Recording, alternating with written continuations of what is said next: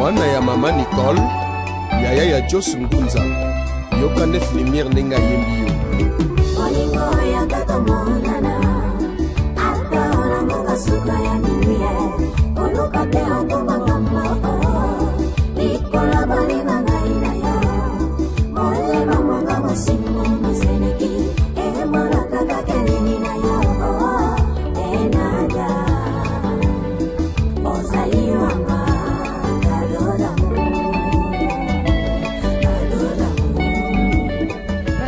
en tout cas, salutations très spéciales à vous. Quand on est au Lobara, Patricia Beledou, Soda Makassi, Maréchal Nzalawana pour nous amener l'information. Il y a la réalité démocratique du Congo en complicité na Dimitri Bonganya, na coordonnateur na 9 lumières ngale, pourquoi pas na boss na ngai wazaka musika mais même moral na biso na Beni Africa TV, Benina de l'international. Il faut vraiment travailler na biso même moral. To le biti photo lukadi je wazo sa succès la Kinshasa wazo binisa batu na nyangwe j'étais batu bele bazo bengaye bazo lukaye akina ba au place au boyebi ba boîte au boyebi mais azani kara fidèle ici ka wa pezo travail na MP na le bino non azamu alingwala dijo na yokani trop en tant que journaliste na mabele photo lukaye to meka un peu kosola nae idéologie ba DJ to ka DJ expliquer so qui DJ en Ozaranini, Moussala en Ozaranini. Est-ce que se retrouve à rapper dans la DJ? Parce qu'il faut le dire qu'il y a des années passées, 20 ans, 30 ans passés, DJ bazala quitte peu bazala quitter mais en pleure au DJ comme nango lelo namsa qui DJ à Bali, namsa qui DJ à Sali peu bouin. To me campo solango. Bon msou ba ke ba DJ ni bazana ba raba mendiant hein. To me un peu solango to yeba vraiment idéologie en DJ lui on l'appelle DJ Darel. DJ Darel, bonjour. Bonjour Patricia Beledou. Oui. Ouais, ça va bien. DJ Bikena vraiment le kona boulot à tala na monyo en plein boulot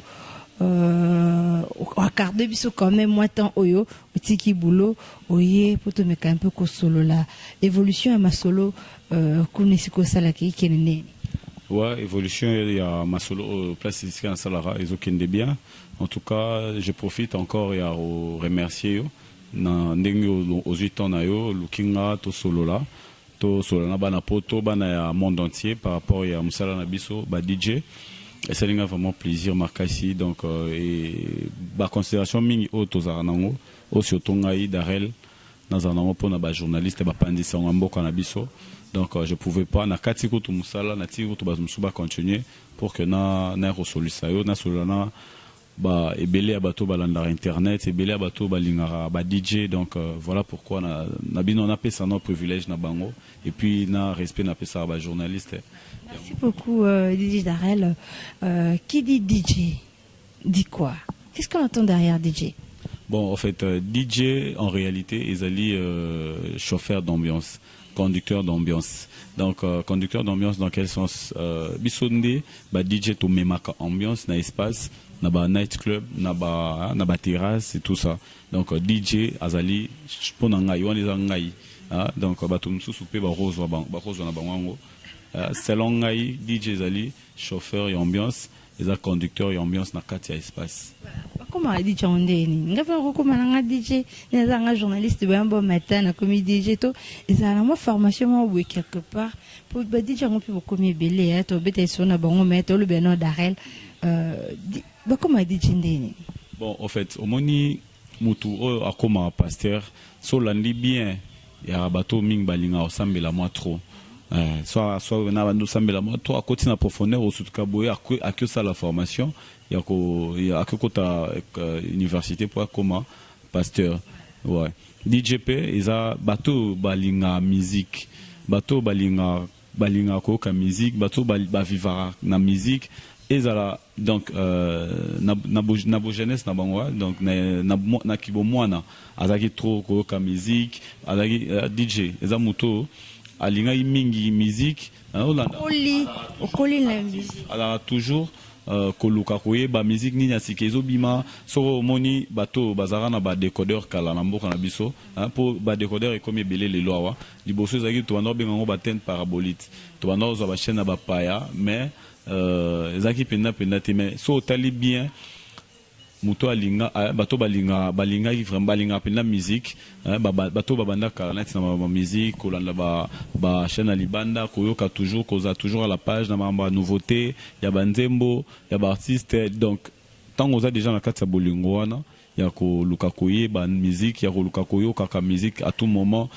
est toujours na ba écouteur na matoi aluka toujours ayoka soni ya sikezo beta mikolo yo ozomona bato wana ba excité mingi na ro comment un jour bah DJ au monde appelle tant encore là à mon que non aibi musique trop tu vois nzembo moro tele kakaye na mato ils sont pourtant kaye mbango tu vois ils ont bateau barcoli na kati ya musique bateau donc les amoureux de la musique pourquoi ne pas comme un musicien puisque tu aimes la musique tiki no comme un musicien mon préféré non comme un DJ en plus bah DJ mingi bo finissera kaka non ça va couper des calimero boé non yembelo moro boé je ne sais pas si c'est le cas mais pourquoi est-ce que oui tellement que tu aimes la musique de le bas âge au colinango au préféré comme un DJ sans pour autant comme un musicien. Bon au fait Patricia au moni musicien eza elo mususu et puis causa DJ eza elo mususu donc ozala musicien olinga no musique te mais tu as la voix qui peut te former à être musicien vous comprenez mais causa DJ za kolinga musique ko saka na musique tu vois ko sepeli sabatu na musique alors musicien eza que aza doté na ba bilo mo akati o eko travailler voix nae donc eko accompagner voix nae ozolanda ayebaki oyemba ayebi aza mongongo nzamba pesi donc parce que voix ils ont déjà donc comprendre et puis azoya koti ba formation pour banda oyemba et tout ça donc qui DJ ozala ozano na voix mabe olinga musique tu vois donc pokoma oyemba ezamwa pasi netinga boye ngabuna na yebi na ngata oyemba tendi na yebi ata mukete so bando yembo mona kana bando zana orgam tout ça mais musique ezanga babilo mo boye na pesa rendre ce ambiance à travers cerveau à travers moi maël mukie otoza nango. En tout cas c'est très bien dit mais na yebi te soki ba DJ vu banza ba idole ou apprécier pour toi ba DJ ba grand bazali na yebi soko contredire nga to yebi ba DJ nani Dimitri Sunganga ko ba DJ on va rebeller DJ Marula DJ Tigana ba DJ ba sebeli na kanga vraiment ba comme na bangote o lelo na RDC ba beta kapi ba se retrouva je ne sais pas vous a rappelé na idole to obima na ndenge bon en fait ngai na idole parce que soki bon koloba idole eza trop dur hein bon ngape de toute façon na omeli na mambango te arriba DJ te combien de temps 2 semaines à Pamba. DJ Darel Tikako, hein? Et vous autres, quand masolo na nyangwe kwenti coin. 2 semaines. Na umeli na ngate, na saba. 2 semaines on Hollande. Siko moni mutu na landa te, kolanda ça peut trop dire. Idole. Mo anate, na lukandesko mo o na ko remplacer na idole. Donc koloba que muto inspirant hein? Donc muto apesanga posa ya koma DJ muto a côté singa na lié à Tindikingate donc le voir jouer na oki poso beta musique netier et la DJ RG na autant en place à salarié en dérangement tes AP promotion te abeta na métro bar na Bandal donc DJ RG vraiment en tout cas a garçon mo boy jeune pe kanet singa to ko pe bataille moko ba mikuse ndé moko reconnaître na que dans pousser c'est ça fait bien ba DJ ba Aurélie Mikolo na mokilo ezaka ba DJ mo ba mikuse pas à part David Guetta na États-Unis kuna yende mtu aramo mulai mais mingi oba oreni na mokili za ba DJ ba mikuse ba milai tenetinga ngana na mukuse donc DJ RG inspirant makasi par rapport à beta ne musique bien il a aibinde nini ya okot ça va tuna bisengo tu vois tant que ko fréquenter déjà j'ai étudié avec lui na PCM Beauté place Azali j'ai étudié avec lui mais tant on a kota maramune ba ki DJ na moni le ko a distrait alors que moi kati na ngai za kinde ndenge ya zalaka Donc on a le roi distrait Herman Boué koyo kabarap trop tout ça n'a pas normalement capé pour ça yo kabarap au moment on a ba contrôleur ba platine alors qu'il n'en puis je me dis da garçon azu bataille ba ça tché non comporté mais yo azande nini comment se fait-il vina ka boy ba cinglé ba bras cassés ba culotte minene ba nini tout ça donc on est à style là au cause appelé DJ là t'as nos classiques là t'as classe chaussures tout ça mais yesko ba style les qui trop ba blo moi minene ba fashion tout tes ça qui yupi mon boy à côté nango donc c'est à part ça style wana là tout moi il bosse bien à beta musique ne qui il m'a vraiment beaucoup inspiré à chaque fois que dans donc il déplace au beta place au ça là moi non comme la musique au sentir que à faire vibrer batou na Kinshasa. Donc bien que comme on a mais c'est un bon DJ à Congo. Donc yo muto a inspiré à pesa goût au lekimba moko na succès nyango kwenti DJ d'arrêt lokani solo. Simbiki sitoni. Moni ko le kamutu ko le kan succès wana eza marambu ya eza mambo appréciation public, tu vois. Eza au servir et l'aura bien Batouba c'est pelanango nambala moko et puis ça donne du succès et puis succès ya kalandela musala tu vois donc so ligné l'euro au sala ngo bien ataso yebité net singa na yebité na bandi 2 semaines à pamba tellement que na ligné ngo et puis singa ba vitesse mo boy dans 2 semaines seulement ba toupé ba comme fou donc si je suis pas là na beta musique té ba to ba motini kana ba kasi Darel beta musique DJ Darel beta musique donc yo moko to mona to za na wana eza même animation na ko tisi ba animation dans 2 semaines à pamba nyonso. C'est du show, c'est vrai. Malheureusement, image que les sangote pour YouTube au Katabiso en tout cas, c'est du show. Est-ce que tu te retrouves dans le Salaka? Patricia Antayo Moko, so yo wa journaliste au looking ai tout ça l'émission. So là pour na o se retrouver dans musala na hotel en tout cas je pense pas que au Simba micro moni elo union surtout au sala c'est vrai avant que aux rémunération nango d'abord il faut na affection elo kona affection musala na déjà so ezali aux a ko total tamu wana te donc ko se retrouver na ko lo wanda on a bisoté boé na bandi ko sala bon c'est vrai que bolingo ezana on liboso ya musala ezali liboso après c'est de l'argent que nous cherchons to luka to arranger futur na biso to za na bana lobby parce que non na mona terre madame ana madame azazemi système donc système deni que système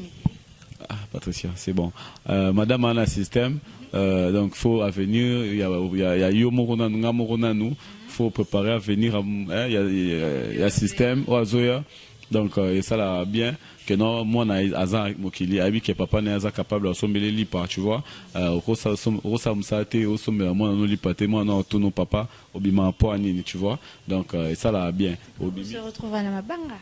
en fait quand se retrouver dans mabanga eza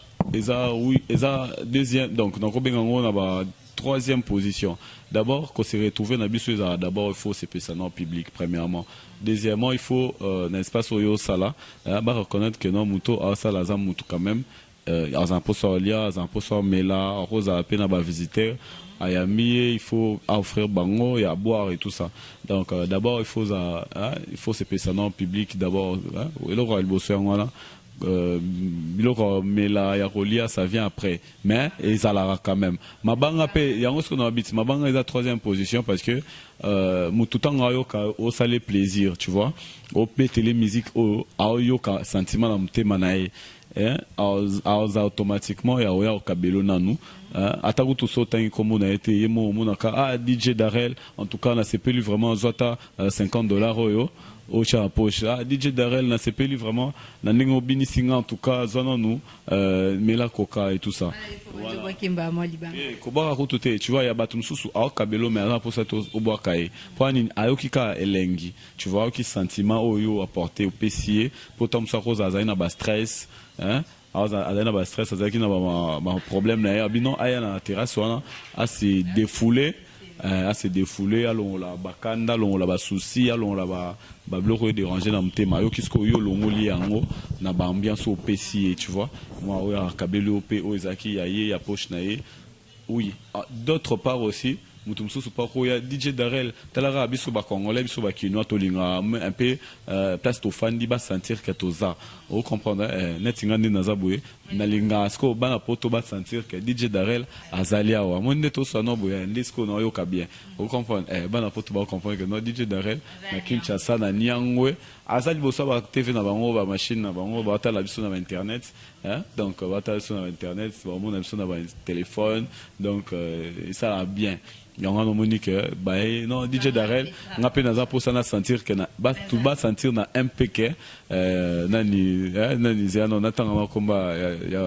y avait dans un mokwa, nani, Guillermo Grosso, Azali, la bière de l'X, il y avait un toilette, un mikolo, DJ Darel, 2 semaines kapamba, na comme on bière, parce que non, PC SNO, tu vois.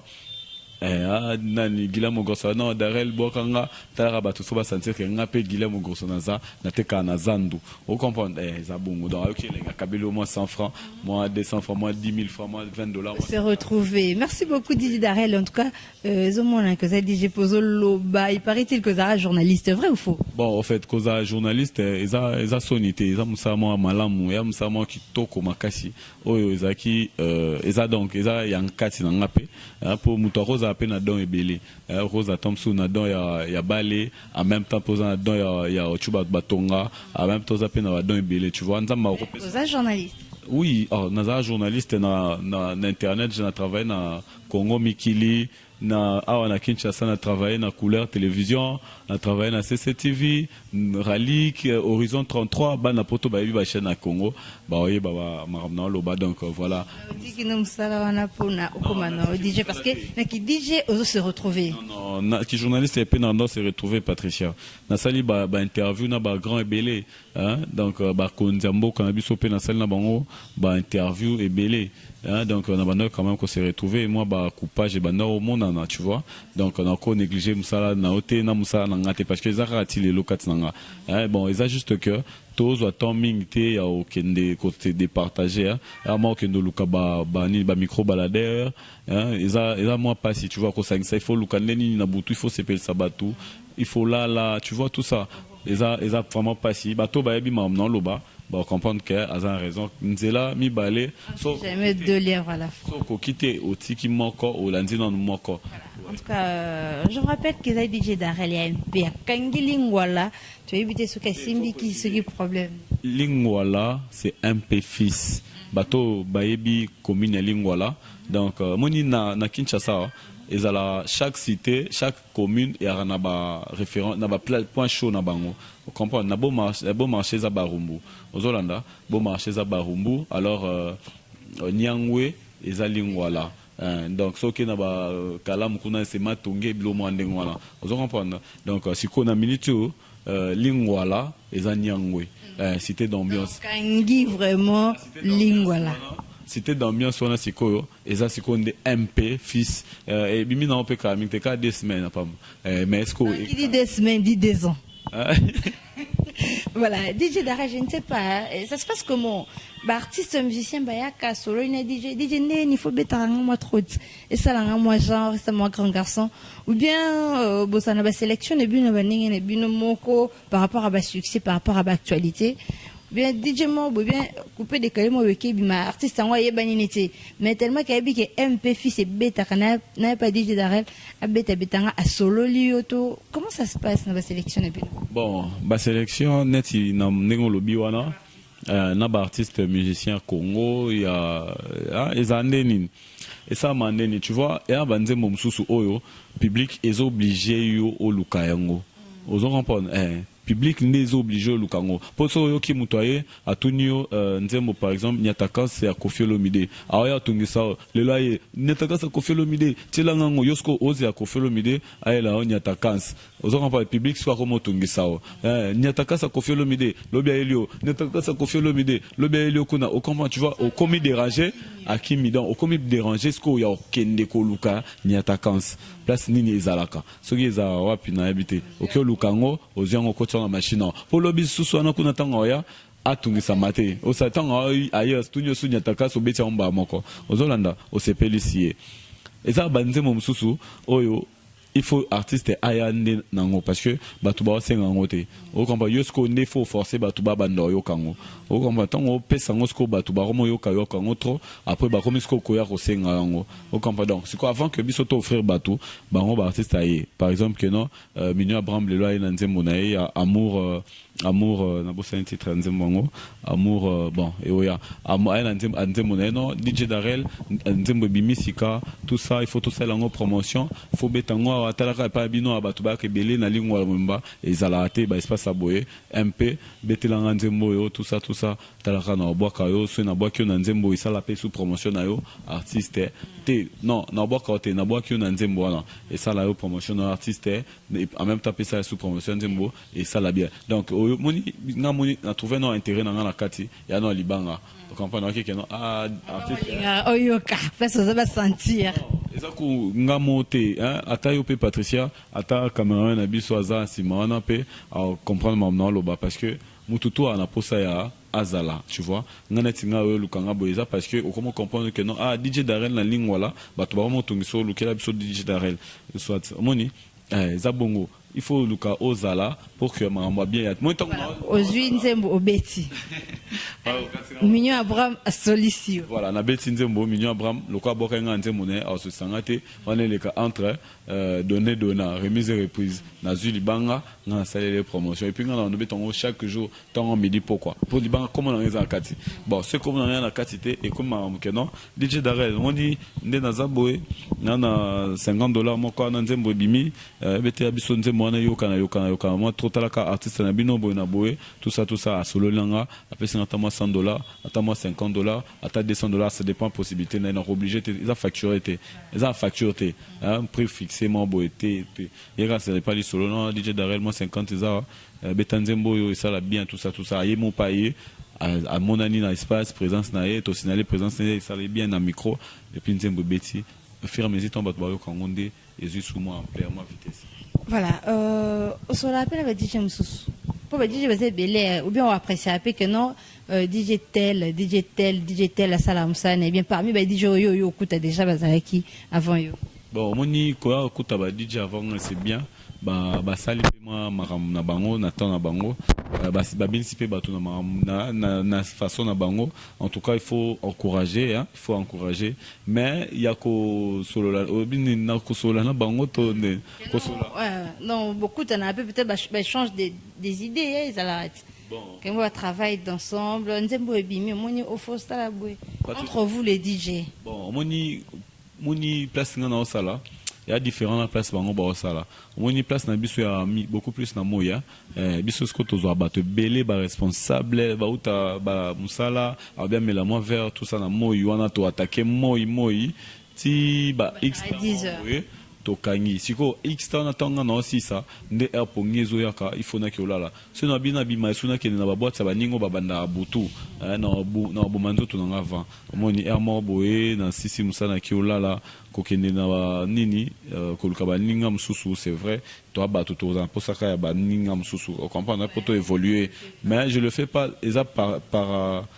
orgueil tant sous no Hollande ça DJ Darel a trop l'Olendo tout ça ndi lo ba makana Congo non et ça parce que fatigue aussi ça dans le boulot il faut là parce que demain tu dois servir les gens les matins en plus tu vois dans ce na 8 ans repoté au monde na lobby na ko risque ba nola na miso ba tuna kitsim tout na lali olena servir ba to ba zela na bin sabango na yo ça va nzemba bien bah mon ara DJ Mambo ça elonga pongi DJ Mambo ça lali déjà donc kokende bina ezama participer nanga mais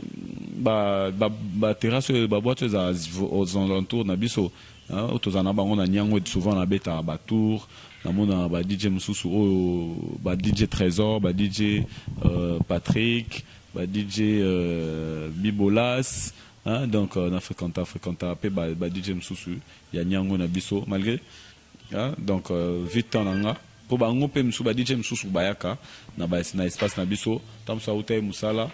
usa tava kene musala aye otala alobete ya biso tour na espace ni moi ming pop so to abiso trop moi espace moi ba journée boé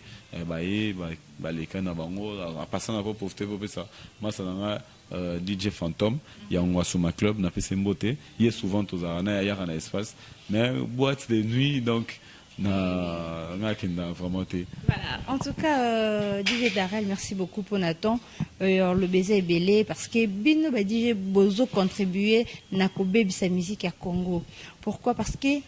Bolingi trop kocha ba couper décalé ya mboka msusu ya ba ivoirien Bozo bin sabiso na ba biloko ya libanda alors que Bozo étouffé musique ya mboka na biso. Or que binonde bozawa na pona musique faut bossa la promotion premièrement il y a artiste na biso moko est-ce que na bamboka na bango ba tchara biso ebele je ne pense ba tchara biso ebele je ne pense pas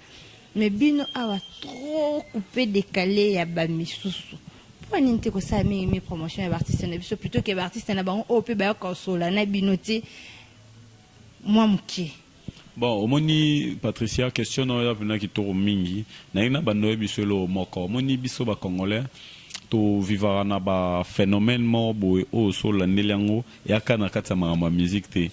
so ke na vie normale boy so tali lelo na banda kuna biso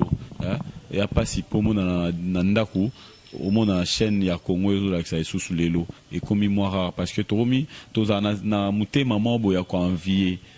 ko sepela na biloko baninga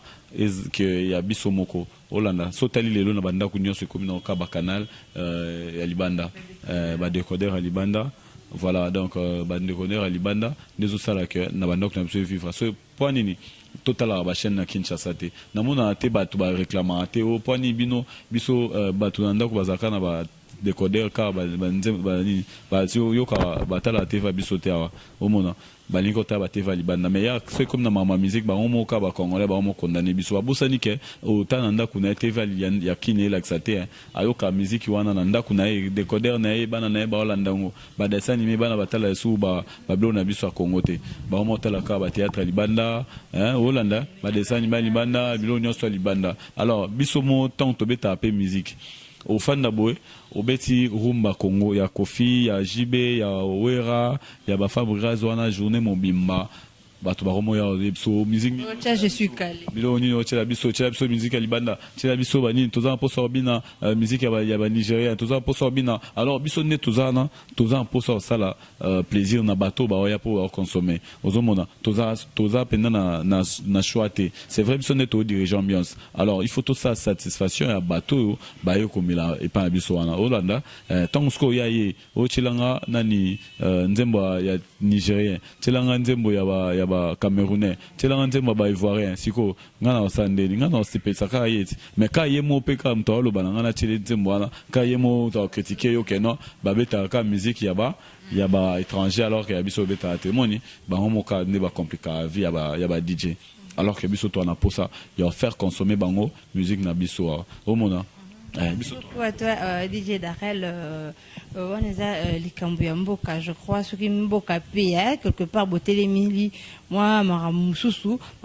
Père, bon, un peu la promotion et culture, Nabiso. Il y a Congolais, Bissomo déjà sur ce côté, bloc, on a ton via bloc à Baninga. Ça là, Isina Sardine, Nayo Chawana, Mundele Passalio, Yoka Siayo et Tekamo. Bon, Somba Yota, bon, Kindeka, il y a Libanais, super, il y a India, super nani. Au batika mtu na maba somba ya bato libanda ya yo ba somba te ataso che fufu oteka fufu wana basa kombi cha fufu mundele pa che fufu ba ya panota ata cheka nde yo cha wana yika isifika za mundele ba somba yi. Voilà, quelques salutations, numéro de contact, soyez pas oya balinga ko baza poto, puis vena, puis baza o boka wana ton sala mixage. Patricia bana poto baleke belé et belé en tout cas minutes. 5 personnes. 5 personnes au bana poto. 5 personnes au bana poto. Na pesi Bovik Mbote. On est à grand frère nanga. Na pesi master nanga Tommy Mamoa. Azana Afrique du Sud na Johannesburg. Na pesi nani Tommy Mamoa. Non Roni Mamoa. Yazana Paris. Na pesi Paul Litokia. Donc Paul Baby, il Paul Baby, Fashion, à Paris, donc na Mboka France. Alors na pesi na Belgique, na pesi Mbote na Awa, donc yé alinganga mingi na pesi Mbote na camarade na Biba na Bruxelles. Donc on a la bino ya trop et puis na Kinshasa na pesi ba DJ no Mbote na Esika na salka 2 semaines. Boba na binote na sa bino mabete mais batunde ba accompagner nga ité. 00243. Ouais, numéro de téléphone nanga. Bon, numéro de téléphone nanga 00243 donc 00243 Oche 81 Obakisi 053 et puis Oche 081 053 89 47 donc plus 243 81 053 89 47.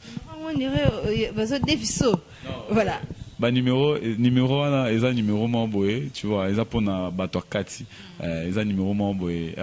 voilà quoi donc là c'est Facebook bana poto babenga Facebook nanga en tout cas je préfère que babenga la numéro et ça bien ta message WhatsApp je suis là dans un très courtois très gentil. Tu as celle dans 2 semaines dans ma salo ya qui DJ. Qui dit 2 semaines dit 2 ans. Pourquoi pas plus? Patricia Beledou, j'étais là justement pour noyer la bine makambasika au DJ d'arrêt, la DJ d'arrêt la kangi lingua la nyangwe donc so comme ka DJ d'arrêt ba memeti na MP fils ici ko wapi capitale de l'ambiance ya lingua la. Ah faut boire kaeko, faut pese mbote. Na pesi boss na ngai MP, il y a un MP, Azal Gralibulu, il y a comme Nene, donc l'homme des actions. Donc, et puis, on a besoin d'être hôtel Hamilton. Il faut bien dire, il y a un lingua Emile Ngoy Kasongo, donc il y a un professeur à l'université. En tout cas, il y a un tapé sur le cadre qui est au place de tourner émission Ona Patricia Beledou. En tout cas, merci beaucoup, papa Emile Ngoy, le grand professeur de l'université. Donc, et puis, on a passé Batuna Ignos Tobazo travailler à Hamilton. Place, moi, on a pas tout ça, il y a passé ces journées. Il y a qu'un Hamilton sur avenue Nyangwea et au CPA Marcas. Il y a juste en face, il y a MP fils. Voilà. Merci beaucoup Darel ici moi. Merci beaucoup à toi aussi notre papa le professeur Emile Ngoyi ou encore début son Hamilton et c'est quoi un bibi pour une émission DJ Darel Patricia Beledou j'étais là justement pour vous servir. Merci beaucoup à toi Dimitri Bongagna. Merci beaucoup à toi notre camérawoman la plus suspecte Tabita Maestro et pourquoi pas à 9 lumières ngala mon boss Béni Nadia l'international sans oublier aux États-Unis Marilyn Diké, donc il y a mon thème, Marilyn Diké, donc de cœur quoi. Merci. Moi on est aux États-Unis, Boston, en tout cas, I love you too, donc so much, donc tout ça. Merci beaucoup. Mwana ya mama Nicole, yaya ya Joss Ngunza, yoka 9 lumière nenga yembi yo. Olingo ya tata monana, ata ona monga suka ya nuye, oluka te